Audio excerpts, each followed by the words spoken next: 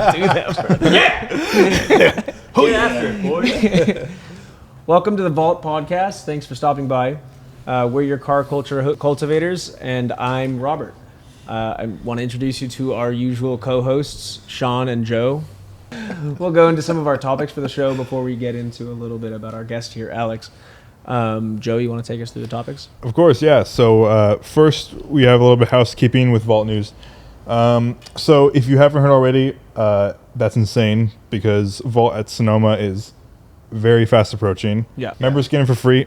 We know your car, so even if you haven't registered, just bring the car you usually bring. Nice. So what is the Vault at Sonoma event all about? Yeah. So we're working with Speed SF and Student Driver. Speed SF is a Bay Area-based track day group. Student Driver is a lifestyle brand that you guys have probably engaged with at some point in the last couple of years, run by Daniel Wu and Sung Kang, and they're coming up for the event. They'll have some space out there, with a bunch of their cars out there. Daniel will be there. Members get, I think, between 15 and 20% off on track time at autocross, depending on which one you do. And then also members get into the show for free. Nice. What was crazy about it when we did it last year is, and to see the support that we got, at that event, it probably ended up being one of our bigger shows, I'd say, for last year as far as the attendance. Yeah. Mm-hmm. Yeah, it was a good one. It's fun. I mean, it's nice it's just cool to be at Sonoma. A lot of people don't get to spend much time at a hot track, like seeing cars on track. For members, we can get your car on track. We can get footage of your car on track, which is kind of a cool little thing to do. Nice. So even if you're a little bit more apprehensive on getting on track, even just being a spectator there is freaking awesome. Just seeing your favorite cars. Just smashing around the track and even if you don't want to do track time, autocross is what autocross is for. Oh yeah. Yeah. A lot of the classic guys like autocross a little more just because it's lower risk. Yeah. So we are in talks to with some artists that Robert knows to host an art show at the HQ. It's going to be really fun. I think we're going to try to organize it in kind of like the tiny car show, Italian night, all that stuff. But we're going to have some of your cars, amongst the pieces as well as other things, and it's going to be kind of a fun time. Yeah, I'm really excited for this one. We've been talking about doing things in the art and fashion space, and this will be a really great test bed for moving into those spaces, I think. Yeah. He's going to be setting up a gallery somewhere between 30 and 40 pieces distributed amongst the warehouse, and we'll be putting together 3 or 4 cars from specifically poached from our memberships. Yes. And pairing them with different segments of the gallery where they work well or mesh well with the paintings in those areas. if you haven't been here when we curate the space, is you would be amazed how this warehouse transforms. And really it caters to a good party. So and if you know us, is we throw a pretty cool car party. Yeah. It's a fun spot. Yeah. Oftentimes our most sought after events. People always talk about wanting us to do more of these. Yeah. And they're the most fun, I think, that anyone has it. If anything, we should only do things like that. Vault News for you on this lovely Friday morning, afternoon, evening, whatever you're listening to this to. So now we're going into current events. Robert and I were chatting about this earlier this morning, and we found an article. Actually, Robert found this article on the new Corvette E-Ray. If you don't know already, E stands for electric. So it's an EV. It's a fast EV. It's and a hybrid. It's a hybrid. Okay. It's a hybrid. Thank you, Alex. Yeah. I don't know, man. My attitude. I love the look at the C8. Yeah. But they're all automatic. Yeah. So who cares if it's a hybrid or not? Yeah. Automatic seriously. either way. Yeah. I am excited to see the next couple iterations that they make because, they're on a tear with their spec sheet so far on that car. Oh, the Z06 is incredible. Yeah. Well, aren't they doing a SUV, a Corvette SUV? Oh my God, are you serious? In the rumor mill. Yeah. I didn't know that. Yeah. Be careful what you ask for. Ferrari Oh, SUV. Yeah. It's Mustang, a moneymaker. Mustang Porsche was crossover. on the verge of going under. Yeah. Cayenne. And then the Cayenne came along, and now we get to have manual GT3 still. Yeah. So, That's ugly. right? There's the good with the bad. Joe. We're not talking about the Corvette. That's ugly. Imagine picture of Chevy Malibu, but a Corvette front end. That's it. That's all it is. Is the Malibu that Malibu's an SUV? Yeah, the right? Malibu is like the Okay. mid-size. Yeah, SUV, I think. that's exactly what it is. That's what we're looking at. This show will never be sponsored by By Chevrolet. Chevy. Hey, no, I stand behind GM. It's just not going to be sponsored by the NCCCC. Yeah. And Triple C. Yeah, and Triple C. It's still a cool looking car. Yeah. I would Yeah, love to drive absolutely. one. I'm sure it hauls ass. Oh, dude, what is it? 655. Yeah, I mean the base E-Ray has like 650 There's horsepower. I'm supposed to be a sure. version like whatever the one that's very similar to the R. Like it's basically like a streetable version of the R. I thought somebody said, or I read somewhere, that it was like over 1,000 horsepower. It has to be. Did you see that? So the Z06 that just came out, I believe, makes like 675 horsepower, give Okay. or take, from its naturally aspirated 5.5 liter V8. That's huge. For NA. Yeah, I mean, it's really impressive. They were targeting the Ferrari 458. That was kind of Yeah. the benchmark. And they knew they weren't going with turbos. Anyway, it's supposed to be, I think they're calling it the Zora. Might end up being yeah, the I've heard that. ZR1. I've heard Either that. way, it's probably going to have the E-Ray components with the Z06 engine. Yeah. Bada bing, Oh, bada yeah. boom. You got Yeah. like a Corvette McLaren P1 or That's so cool. 918. You Yeah, know? big time. So cool. And If I'm it'll not still be mistaken- like GT3 touring money or something. You know? Yeah, I think Yeah. Camise did a comparison on that those E-Ray? and Oh. on Haggerty recently on YouTube. Okay. On YouTube. Yeah. Okay. Oh yeah, it's been on I his did, yeah. I Yeah. wanted to Yeah, check yeah. that out. Yeah, I gotta watch that. Sweet. Shouts out to Jason. Yeah, hi Jason. If you're ever watching this, I send him memes and he sends me emoticons back. send him this. It's like Send the him bare, this, yeah. the bare minimum.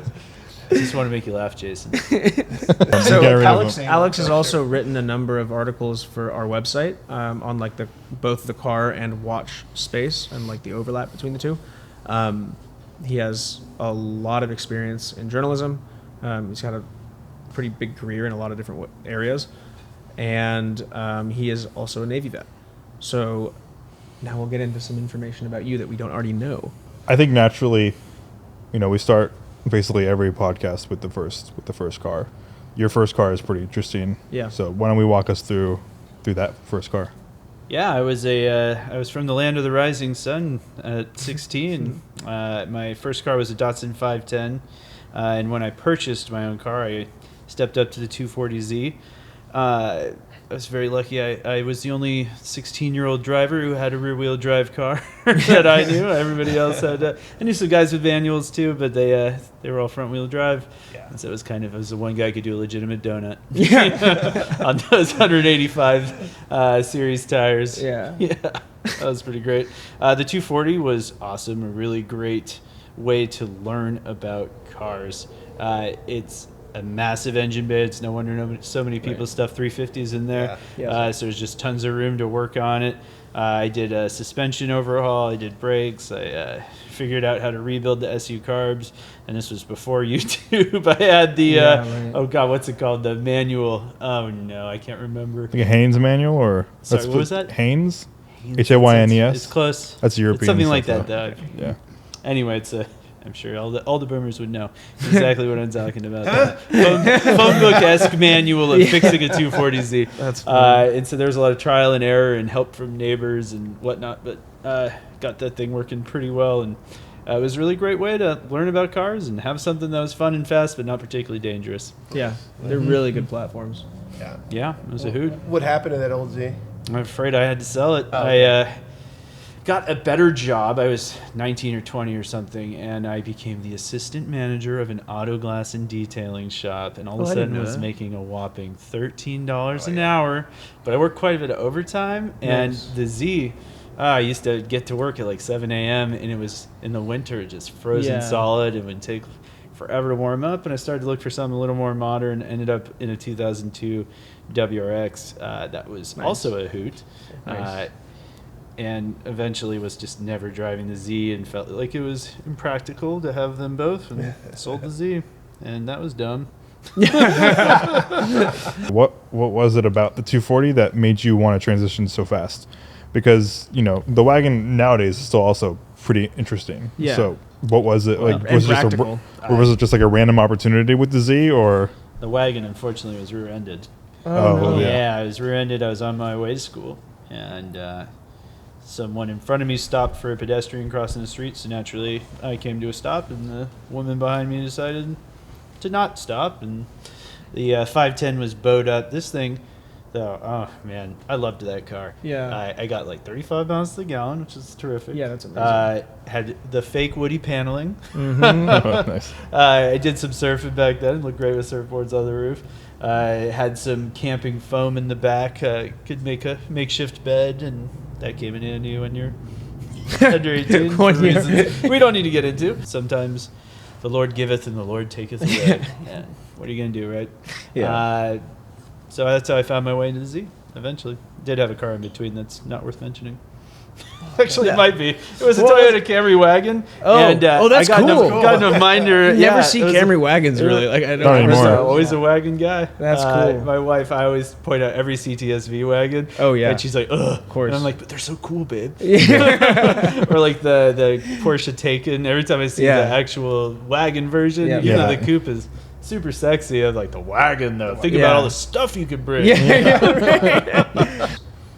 How did you get into? Obviously, you got into cars pretty young. It sounds like you were kind of always into them. If I might tell a embarrassing anecdote about myself, when I was a kid, apparently I would always buzz my lips like when cars would go by, and so my nickname was Buzzy. And like one of my oldest memories was looking at the sawtooth Corvette wheels and thinking they Yeah. were super cool. Okay. Yeah, I've really like just So always always into liked that. cars. So What, then, what was your nickname again? Buzzy. Buzzy, like Because I would buzz. Pretty Stupid. good. In your garage right now, I think that kind of tells a little bit about like what you have, what you like. What are your cars right now? So currently, I own the E46 M3 convertible that I drove on down here. Yeah. It's a pretty beautiful car. It's silver on red. It's Really nice It's spec. a great look. I love it. I wouldn't have got a convertible like many people, but this sucker was the. I just found out about Shift. If you're familiar with that service, Yeah. I don't know if they're a sponsor or not. Probably shouldn't be name dropping, but Little I, blanket. Don't worry they about it. had one for $18,000 with 50,000 miles on it, and this pretty was good in buy. 2017, so it was 12 years old at the time. It's 2005, with only 50,000 miles. Yeah, And it's I was really like, really clean I too. was just gonna buy it, and I did. I had an M3 coupe that I bought after my third deployment when I was in the Navy, and I loved it. And I lost it to a deer. Deer Oh, jumped no. out on me, and I just did the thing you're not supposed to. It swerved, yeah. and just kind of slid into the curb on the other side of the road, and it was enough that they totaled it out, and I didn't want to spend the money to buy it back and try to fix it, so I lost that. But I'd always wanted one, and then this sucker just kind of dropped into my lap, and I love it. Manual, of course, and up to just turned over 75,000 miles in 6 or 7 years. Then my other mainstay is a 1991 Suzuki Jimny. Love that thing.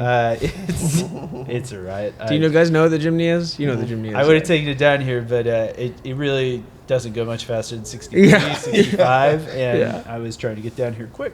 That's the only drawback. I'm working on getting like one of those U-Haul tow-behind trailers, because we have a family car, a Mazda CX-5. It's a good car, but it's nothing off-road. The Jimny is unstoppable off-road. Yeah. I'm not gonna lie, boys. I've been eyeballing that new Z hard. Oh yeah, Yeah, the coupe. Yeah. yeah, Yeah, they're there's really cool. someone in my neighborhood who has one. What color is it? It's black, unfortunately. Oh, It's like okay. you can't That's the- appreciate yeah, as yeah. much of the design features. They look really I don't good in see- yellow. I don't see them anywhere. They look really good in yellow because the lines Yeah. are really well accented.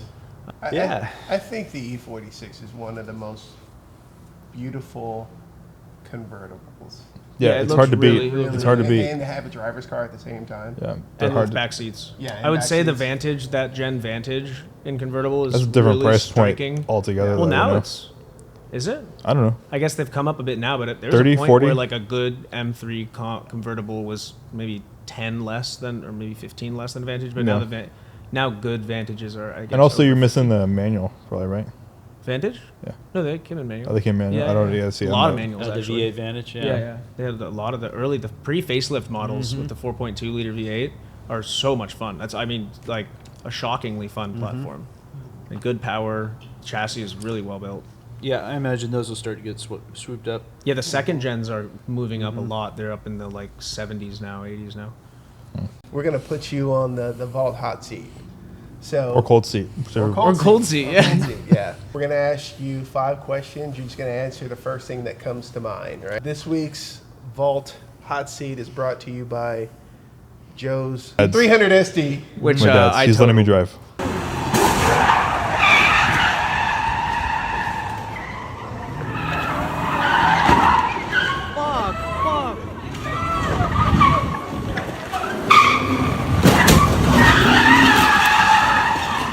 Yeah. Oh, Which did you? what you total? Yeah. It was But- parked outside. It was parked. We swapped cars because Joe was detailing my car, and it was parked outside my apartment, and a woman hit it, Oh, and they no. are probably going to total it.